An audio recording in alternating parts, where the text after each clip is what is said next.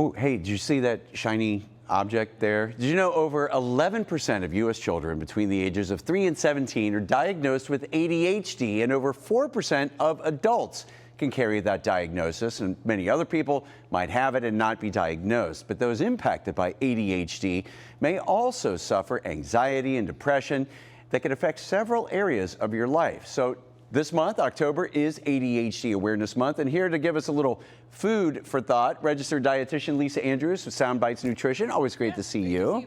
I'm actually also distracted too by like all the Doritos and stuff over here. I mean, I'm assuming, are there certain foods that can really worsen our ADHD? Yes, for sure. So we know that food dyes don't necessarily cause ADHD, so I want to make that distinction.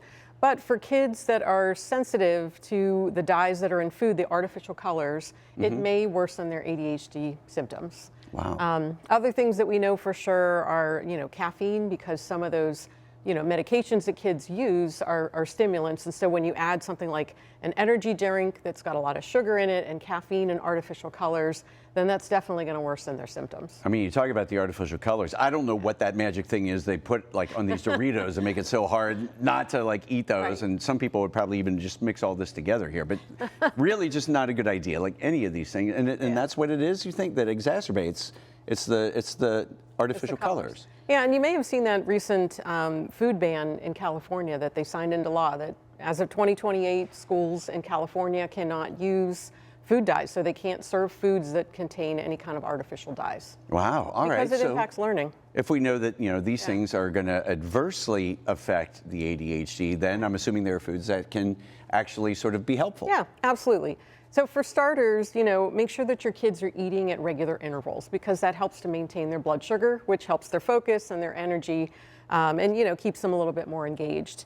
And your best bets really for those foods are, for one, whole grains. So even just swapping out white pasta for whole wheat pasta, using rolled oats, whole wheat crackers, quinoa, those sorts of things. And that's the key, looking for the whole grain or whole wheat? Yeah, and it'll say right on the, somewhere on the label, it'll say, oh, we got it backwards. Somewhere on the label will say whole, in the ingredients it'll say whole. Rolled oats only take 2 minutes in the microwave, so people use those little instant packets, but they've got like 3 teaspoons of sugar, which can jack your kids' energy up and then drop it, and then again they lose their focus. All right, so I know that it's always best to get those nutrients and things naturally, Lisa, but what about maybe some supplements that might help?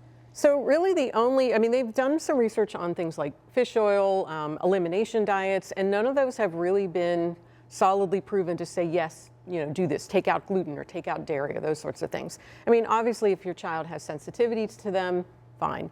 But the only one that really has any decent research is vitamin D, and that's really if your child is deficient. So if your child is a milk drinker and they're outside in the sun, it's unlikely they'll have vitamin D deficiency, but it's more common in adults, for sure. Wow. So we can be impacted by it too. And where are some other like natural ways that we can get vitamin D then? So like with the sun and milk and... The sun and really milk, and then like fortified foods. So fortified cereals, fortified orange juice, those types of things. Multivitamins will also have some vitamin D.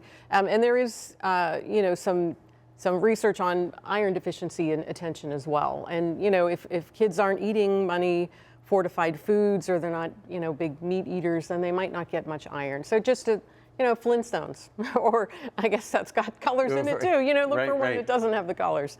Okay. And then, keep in mind like other healthy snacks. Instead of going always for the sugary treats, keep some from, some fresh fruit, maybe some nuts, hard-boiled eggs, string cheese, those types of things, so that your kids are getting food in their food and they're not just getting a lot of fluff and chemicals. That's awesome. Important. All right, Lisa, so before we lose our focus here, where can people go that are watching to learn more about Sound Bites Nutrition? So my website is just soundbitesnutrition.com, and I am at NutriGirl on Instagram, X, and most social media stations. All right. Well, and I know you always love a good food pun, too, so I'm just saying, orange you glad that you learned everything Lisa had to share today? Lisa, thanks so much for being here. Hey, thanks, Pete. Appreciate it.